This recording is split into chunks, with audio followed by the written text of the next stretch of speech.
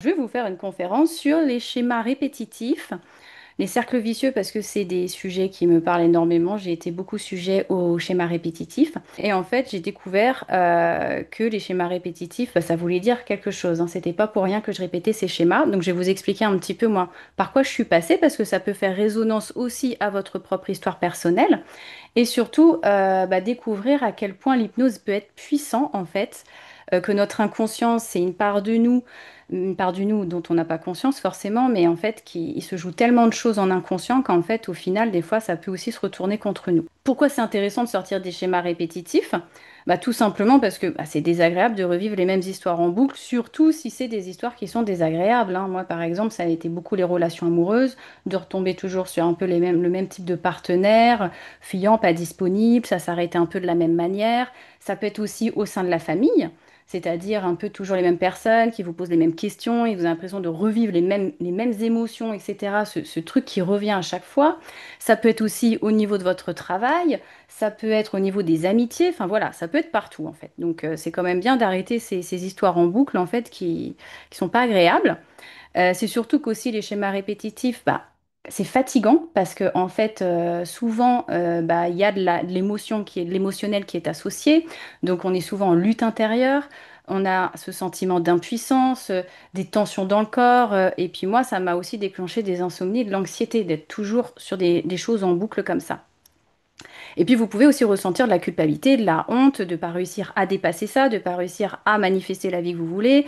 Peut-être ça peut aussi ébrécher un manque de confiance en soi, un estime de soi. Et d'être dans des situations d'injustice, d'abandon, de ressentir ces conflits à l'intérieur de vous et surtout de vous sentir très seul. Ça, c'est quelque chose que j'ai beaucoup ressenti. C'est à chaque fois qu'on se confie à quelqu'un, forcément, la personne va dire je comprends pas, t'as tout pour toi, pourquoi t'y arrives pas? Enfin voilà, on se sent vraiment seul parce que les gens ne savent pas quoi nous dire en fait, hein. Donc du coup, on se sent encore plus démuni.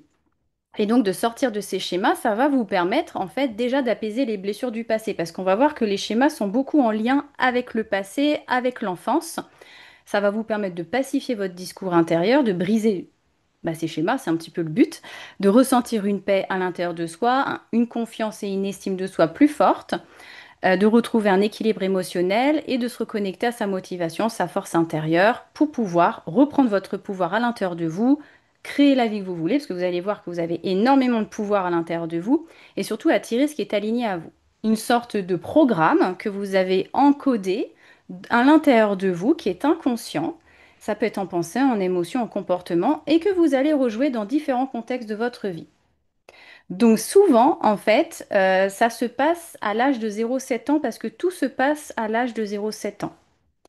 C'est là qu'on va vivre nos premières relations avec le monde à travers nos parents. C'est là que l'on va vivre nos premières émotions, nos premières blessures, nos premiers traumas. Parce qu'en fait, un enfant, s'il ne se sent pas aimé de ses parents, pour lui, c'est danger de mort. C'est ça qui est important à comprendre. C'est-à-dire qu'un enfant, il a un cerveau émotionnel. Il n'a pas un cerveau comme nous, il n'est pas encore développé comme un adulte, il n'a pas le néocortex qui lui permet de raisonner, de prendre du recul, de se dire ah non, mais mon parent, c'est parce qu'il a passé une mauvaise journée, etc. En fait, quand son parent est dans une émotion forte ou dans une blessure, lui, l'enfant, il prend tout pour lui. Donc, c'est de comprendre un enfant quand il vit ses premières émotions et ses premières blessures, pour lui, il vit vraiment ça comme danger de mort. C'est-à-dire que si son parent n'est pas là, pour le rassurer, il va en fait se créer des protections inconscientes. Souvent, c'est l'ego qui commence à se créer aussi à 0,7 ans, en même temps que les blessures. Et à travers cet ego, il va se développer des stratégies de protection. Ça va être perfectionnisme, contrôle, déni, fuite. Ça peut être de la victimisation aussi. Il y a aussi les croyances limitantes qui font partie des systèmes de protection. Et en fait, ces croyances limitantes, tout ça, en fait, tout le système de protection, on va dire, c'est ça qui crée les schémas répétitifs. Vous voyez, en fait, c'est de comprendre qu'en fait, les blessures, elles créent des protections et c'est ces protections qui alimentent vos schémas répétitifs. Donc, c'est important d'aller comprendre, en fait, voilà, quelle protection j'ai mis en place et quelle blessure ça vient toucher. Parce que c'est en plongeant, en n'ayant plus peur de la souffrance et en plongeant au cœur de sa blessure que l'on va être capable de la libérer et de l'apaiser. Mais bien souvent, autour du pot, on n'a pas envie de retourner dans la souffrance, donc on met des protections, met des protections, met des protections qui se rejouent dans notre réalité et on est attiré ou on attire des personnes en lien avec ces blessures-là. En fait, moi, je pars du principe que chaque blessure ou chaque expérience, c'est un peu comme un oignon, en fait, hein. On enlève des couches. Pour ça, je dis que le travail sur soi, c'est toute la vie. C'est tout le temps, en fait. Il y a pas de ligne d'arrivée. On est tout le temps, voilà, en expérience, en expérimentation. Et le but, c'est pas de tout soigner. Le but, c'est d'être bien dans son quotidien. Si aujourd'hui ça va, eh ben ça va. Et un jour ça va pas, ben on enlève le caillou dans la chaussure au fur et à mesure qu'on marche. Et on se dit pas plus jamais je veux de cailloux dans la chaussure, parce que sinon ça veut dire qu'on est immobile et qu'on marche plus. Ce qui entretient aussi les schémas répétitifs, c'est qu'on a un cerveau qui en fait, est câblé comme ça, en fait. Le cerveau, il n'aime pas l'inconnu. Le cerveau et l'inconscient préfèrent un enfer connu qu'un paradis inconnu. Donc c'est vrai que c'est quand même une gymnastique que de sortir de ces schémas, parce qu'en fait, votre ego, vos systèmes de protection vont tout faire pour vous garder dans des situations où ils vous estiment en sécurité. Sauf que des fois, la sécurité, ça peut être un passé, une enfance qui a été compliquée. Si vous avez grandi dans une famille dysfonctionnelle ou si vous avez une enfance maltraitante ou voilà une enfance difficile, votre cerveau, il a engrammé que ça, c'est normal. C'est sa référence. Donc des fois, ça peut aussi être compliqué des fois de sortir de son schéma parce que votre cerveau, vos mécanismes vont vous garder dans la sécurité qu'ils connaissent en se disant ça on connaît, c'est ok. Même si c'est une chaise à clous, ça me fait mal aux fesses, c'est pas grave. Là, le fauteuil là-bas, je le connais pas, donc je vais pas m'asseoir dessus. L'émotion, souvent, c'est la porte d'entrée, hein. Je ressens quelque chose, ok, je suis triste, je suis en colère, j'ai peur, ok, je rentre. J'ai peur de quoi? Je suis triste de quoi? Je suis en colère. Et on déroule le fil jusqu'à atteindre la blessure, en fait. Et finalement, on atteint la blessure. Et une fois qu'on est dans la blessure, c'est là qu'on peut tout changer, ressentir, libérer. Mais souvent, on n'a pas envie d'y aller. Donc, on met une protection. On remet une protection et en fait, on se barricade et c'est comme ça qu'on rejoue des choses. Donc, à l'intérieur de vous, vous avez un GPS intérieur. J'aime bien prendre l'image de la voiture parce que je trouve ça très parlant. C'est votre inconscient. Il pilote 90% de vous. C'est important que vous l'entendiez parce qu'en fait, cette information, il y a tout là-dedans en fait, hein.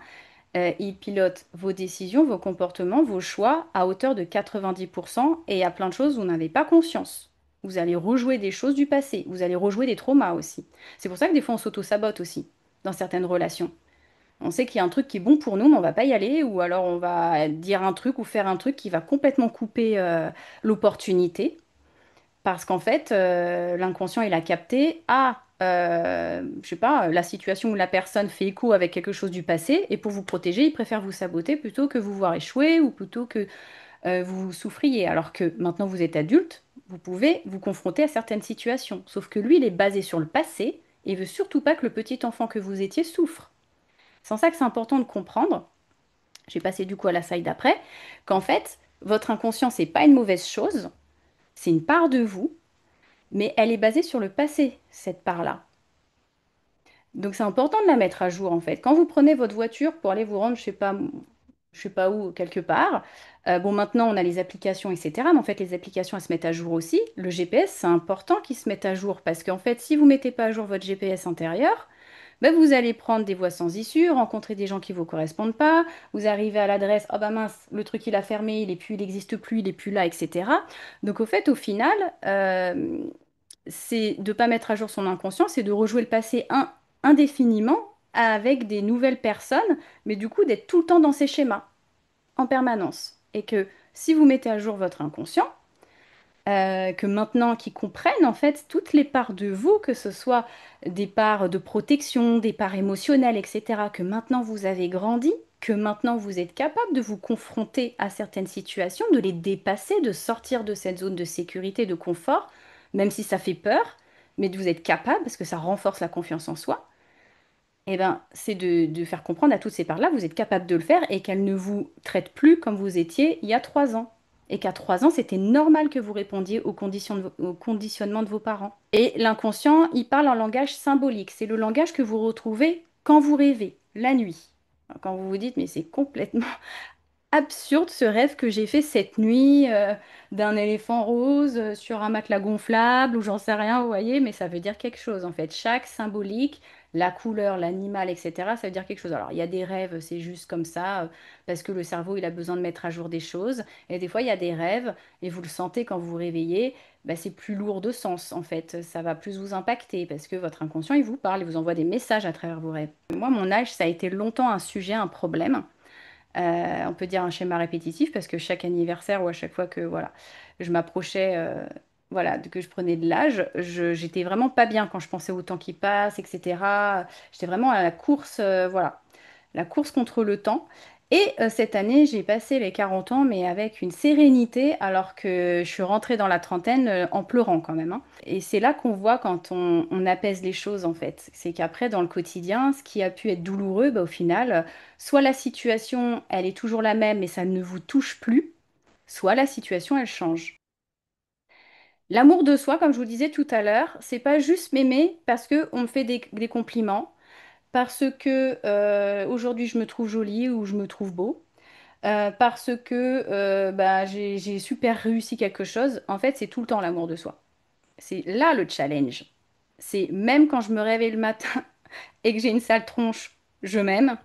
Même quand je suis au fond du trou, que je me sens déprimée, je m'aime. Même quand je fais une crise d'anxiété, je m'aime. Même quand je retombe dans mes travers, je m'aime.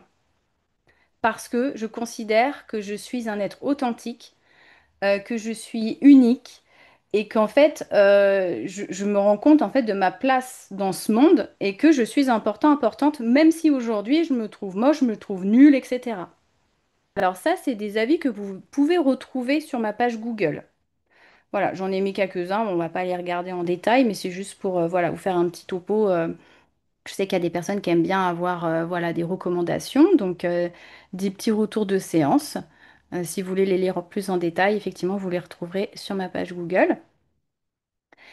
Et donc là, on va rentrer plus dans la solution, c'est-à-dire en fait, quelle est la stratégie pour se sentir en paix, manifester une vie alignée.